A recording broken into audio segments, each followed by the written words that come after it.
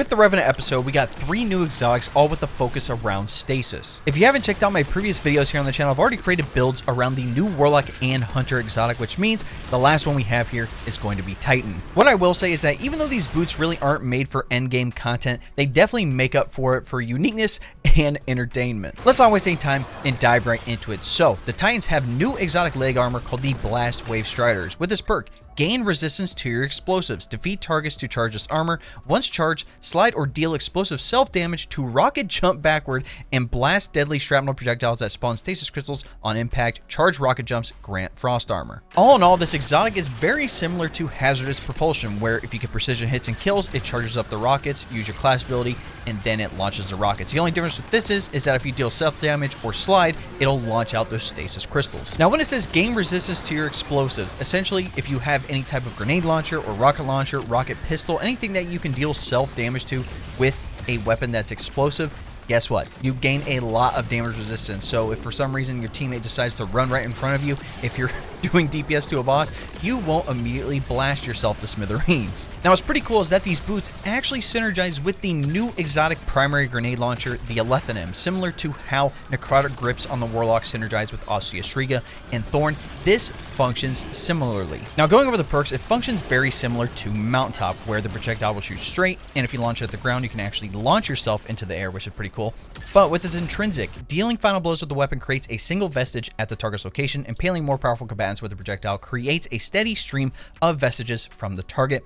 We also have countermass with high velocity rounds, short action stock, and then vestigial alchemy. This is where the vestiges come into play. So when you pick up those vestiges, there is a bar meter under your super bar, where if it reaches 50%, you can actually hold your reload button to create special ammo, and if it reaches 100%, you can actually create heavy ammo. So essentially, you can create free ammo just by getting hits and kills with the weapon. And what's pretty cool is that the vestiges actually count toward the Blastwave Striders perk, so you don't necessarily have to get as many kills with other weapons as you would need to with this weapon. Now, the catalyst isn't out yet as of this time.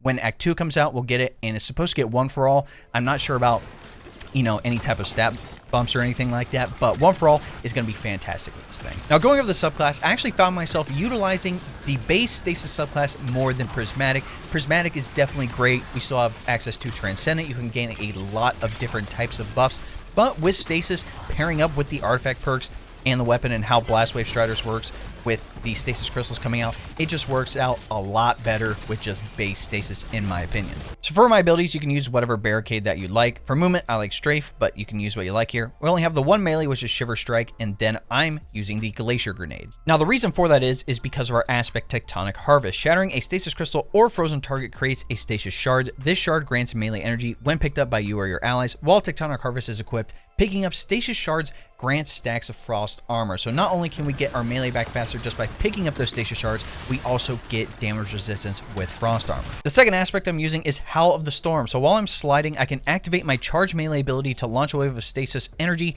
that freezes targets and creates more stasis crystals. For my fragments, I'm using Whisper of Bonds. Defeating a frozen target generates an orb of power. It is a -10 to intellect. Next, Whisper of Charge. Shattering a stasis crystal temporarily boosts your grenade recharge rate. Shattering additional stasis crystals increase the duration of this benefit. Essentially, any stasis crystals that I break, whether it's from the Glacier Grenade, from Howl of the Storm, from the Blastwave Striders, that means I can have my grenade back even faster.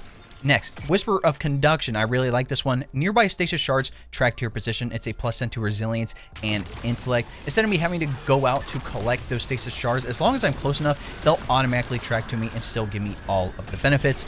And then lastly, Whisper of Rhyme. Your frost armor has increased duration and maximum stack count, which means instead of getting ×5 frost armor, we can get up to ×8. For your artifact perks, in the first column, you can use whatever weapon champion mods that you like. In the second column, I'm going with one with frost, so while I have that frost armor, my stasis weapons gain increased reload speed and stability. Stasis swords gain increased guard resistance. I'm also using rapid impacts for grenade launchers, so dealing damage with a grenade launcher temporarily increases the reload speed of grenade launchers. That's really going to be good for our exotic primary grenade launcher there.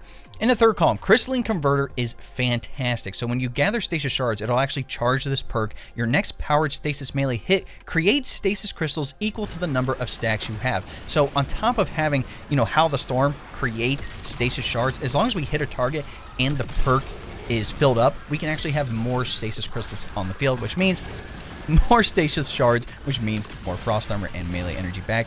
I'm also using trace evidence here because I am using a weapon that can provide jolt, so rapid precision hits or rapid final blows on targets affected by jolt or blind will generate ionic traces. And again, ionic traces give you ability energy back. Now, if you aren't going to use a weapon with this, I would just put on Tonal Carnage for the finisher damage resistance afterwards, which is decent.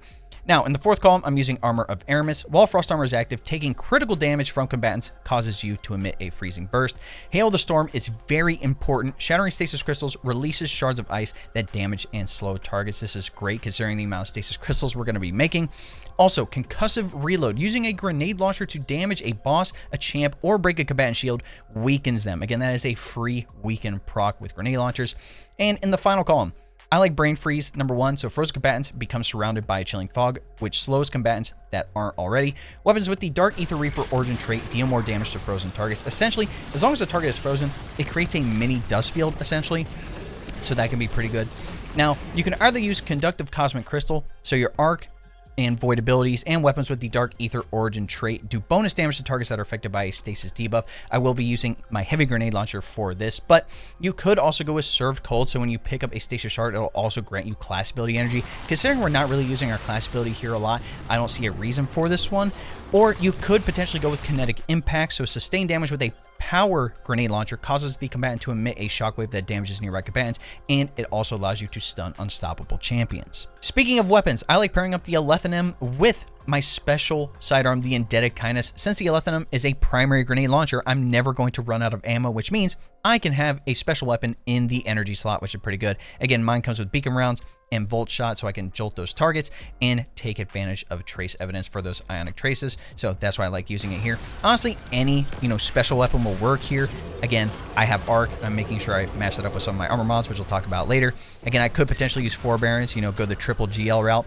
Speaking of GLs, I'm using the new heavy one, the Bittersweet here with Envious Arsenal and Bait and Switch Enhanced. I do have mini frags on it. This thing is pretty solid. Again, it has the Dark Ether Reaper origin trait perk, which means I can take advantage of some of the stuff on the artifact. But honestly, any heavy weapon will work here as long as you match it up with the artifact and some of your armor mods. But before we talk about those mods, let's talk about what stats you want to look for. Number 1, we talk about every video. Try to have tier 10 100 resilience. It's going to give you a 30% damage reduction. And even though the Titan class ability is tied to resilience, it's not really that important with, your towering or rally barricade on stasis. But again, you just want tier 10 resilience across the board in general. Next, I like strength and also discipline. Again, my strength one is just really high here, but strength is tied to your melee and discipline is tied to your grenade. Overall, with this build, you're going to have fast ability regen just across the board anyway. So if you want to even those out or, maybe put more stats in the grenade instead of melee, you totally can. But again, the main one would be resilience. On my helmet, I'm rocking Harmonic and Arc Siphon. So if I get rapid stasis or arc weapon final blows, I can create orbs of power, and then I'm just using heavy ammo finder. On my gauntlets, I'm using double impact induction. So when I cause damage with my powered melee, it reduces my grenade cooldown, and then I'm also using firepower. So if I get a grenade final blow, it'll create an orb of power. And again, shattering a glacier grenade actually counts toward this, so that's why I like using it. On the chest piece, I'm using Arc Reserve so I can have more ammo for my special and heavy weapon. Again, Indebted Kindness and Bittersweet are arc, which means I can have more ammo for those things. And then for your resistance mods, again, you can use what you like depending on the activity you're doing. On the boots, I'm using Recuperation so I get health back each time I pick up an Orb of Power, and then double Arc Weapon Surge. You could potentially replace one of these with Stasis Weapon Surge for Alethonym, but I'm just using double Arc, so when I use my heavy grenade launcher, I can get more damage. But your arc weapons gain a small boost of damage while you have any armor charge. Your armor charge now decays over time. Essentially, when you collect an orb of power, you'll gain an armor charge. With this build, you can have 3, and with any of these blue mods, it puts a 10-second timer on that. So at 3 armor charges, you can have 30 seconds of bonus weapon damage. And then lastly on the class item, I like using Time Dilation so that decaying armor charge actually has a longer duration. So that 10 seconds that I mentioned actually gets bumped up to 15 seconds. So at 3 armor charges, we get 45 seconds of bonus weapon damage. Also like using Powerful Attraction, so if I need to use my barricade to either protect myself or res a teammate or whatnot, any orbs around me will automatically get collected, which means I can proc Recuperation and gain armor charges that way. And then lastly, I have Bomber here, so when I use my class ability, I actually generate some grenade energy. Like I said at the beginning of this video, do I think this exotic is good for endgame content? Unfortunately, it is not. Do I think it's entertaining? Yes. Do I think it's decent in just regular content? If you want to use it, you honestly won't have any trouble as long as you can deal decent DPS with your Avalanche Super, with your heavy weapons. Again, you're going to be totally fine there across the board. I would just say be mindful of when you have the perk active, because sometimes you know, you're just sliding around the map, because I know for myself, I'm used to like sliding in and out of encounters if I'm in like, you know, maybe a little tougher tier PvE, or if I'm sliding around a corner and the perk's active, I just get launched backwards and I'm like, what the heck just happened? And then I see a bunch of stasis crystals in front of me, and then I know that the exotic boots went off. Outside of that, the Alethonym is really fun to use, and you can charge up the perk with Blastwave Striders pretty quickly as long as there's a decent amount of ads, or even a higher tier enemy they can shoot with the grenade launcher. And being able to just launch yourself in the air, either for fun or for speed, is pretty entertaining in and of itself. But that, ladies and gentlemen, is my Blastwave Striders build. Let me know what you guys think in the comments. I'm actually going to put the dim link for this build in the description, so if you want to copy everything that I'm using, down to the subclass, the armor mods, even the drip, if you'd like. Again, you can copy the shader, you can copy the ornaments, and all that to make your Titan look exactly like mine. But copy it and test out for yourself if there's something that you like using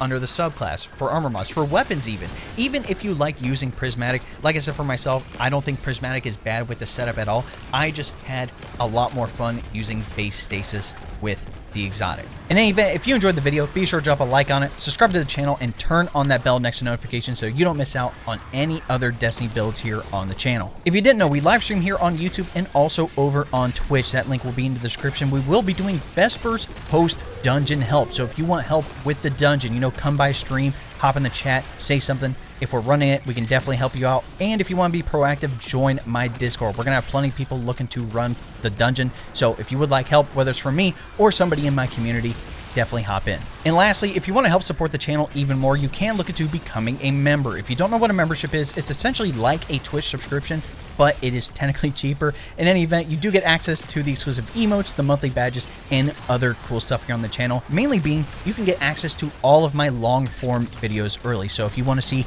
a new Destiny build early, you can get access to it right away when I post it. So if you want more information, all you have to do is press the join button, next subscribe, and that'll give you a rundown with all the details you need. All right, ladies and gentlemen, it's been your boy. We'll catch you in the next one. Cheers.